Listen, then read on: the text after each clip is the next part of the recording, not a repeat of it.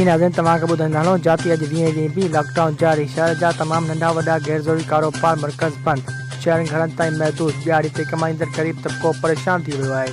होॾां वफ़ाक़ी हुकूमत पारां ऐलानियल एहसास किफ़ायत प्रोग्राम वज़ीफ़े तहत 12,000 एमरजेंसी रक़म वसूली लाइ सरकारी सतह ते सेंटर अञा ताईं क़ाइमु न थी सघिया आहिनि। वधीक असां टेलीफोन लाइन ते मौजूदु आहे सागर हनीफ़ ताईं।